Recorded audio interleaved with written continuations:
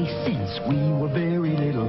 We'll always be friends with O-R-E-O. Friends are... Happy birthday, Oreo. The classic cookie, if you can believe it, turns 101 today. Oreos were first sold back in the U.S. in 1912, and they have come a long way since then. And to celebrate our big day, GMT has invited chef Jonathan Taylor from Windsor, Dallas, to help us go Oreo crazy. And boy, I mean, just check out this setup. It's amazing. Thanks so much for being here. Thanks for having us out. Are you guys excited about 101 years? Very excited. A lot of work went into preparing everything to celebrate Oreo's 101st. And we're going to get to all these amazing recipes that you've set up. But first, kind of throughout the interview, we want to give some really interesting facts about Oreos, like this one. Oreo was first introduced in 1912. That's the same year the South Pole was discovered and the Titanic sank, and it was originally called the Oreo biscuit. Okay, so we're going to fast forward to today. I know you have a lot of different recipes here, and our first one is the Oreo cookie pie. The Oreo cookie pie is basically whipped topping, Oreo bits all rolled into one and actually baked off with Oreo cookie crust. It's taken butter added to it, crumbled up, and everything's filled in the middle and just baked off to let it grow. These are actually our Oreo cookie pie out front here with the whipped topping and the swirl on it. Yes, ma'am. Okay, well, up next we have Oreos in a cloud. Oreo in a cloud is here in our... right here? Yes, ma'am. Champagne flukes. In our champagne flukes, as you can see, that's heavy whipping cream with Oreo cookie crumbs all throughout, with the Oreo, actually different Oreos stacked on top. You have the banana or the spring mix that just came out, the mint, and also the strawberry there. That sounds delicious. It actually is very delicious. Okay, Greg Fields wasn't sure about our next one, but they are the sugar-free Oreo cookies. This is our spin at Windsor on our sugar-free Oreo. It's actually no sugar in it whatsoever.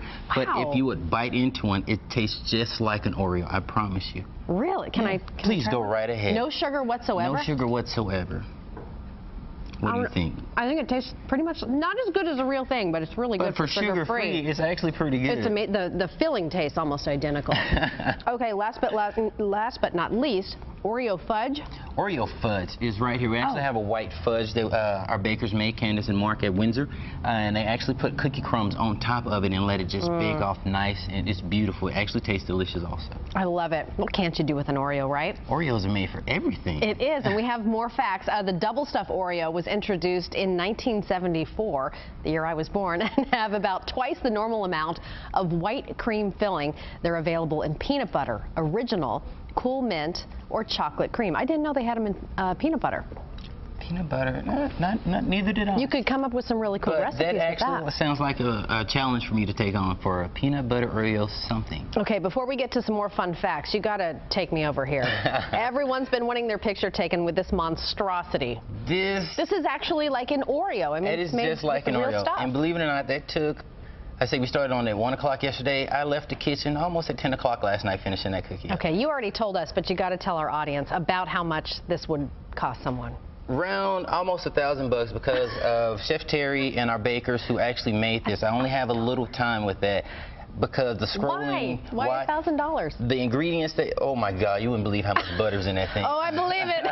And then the time that actually took, you think from 1 o'clock in the afternoon to almost 10 o'clock at night. Time adds up, you know, so it's just the time that consuming. And the actual scrolling that Chef Terry did here with Good Morning Texas and the Windsor the GMT on here, we love it. It's just all time consuming. Just soak that all in, folks. Another fun fact, by the way, the football Oreo, football-shaped Oreos were introduced in 1976. And then in the mid-1990s, some health concerns prompted Nabisco to replace the lard in the filling with partially hydrogenated vegetable oil. And then in June of 2012, Oreo posted this ad displaying an Oreo cookie with rainbow-colored cream to commemorate Gay Pride Month. Now, the cookie itself was not manufactured or available for sale. But that is cool looking. That is pretty neat. Yeah. Don't you just want to use your hand and scoop all this cream out? And no, because I was there feeling it. You know what's in it. I know what's in it. How often do you do this very often, or only for special occasions? Really, if anybody asks for Chef Terry to take on the project, he has no problem doing it. Now, my problem is, he's like, guess what? You're working late.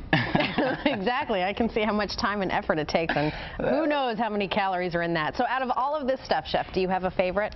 I'm an Oreo person. Just the plain Oreo cookie? No. Oh. I like the double stuff, and I'm so glad Oreo actually came out with the mega stuffed cookie. So I'm all about the cream filling. I rip open it and put the little cookie back in there. My wife hates me for doing so. But. Well, we're loving you today. I know the crew is drooling as we speak. So thank you so much No, thanks for stopping by. Happy birthday.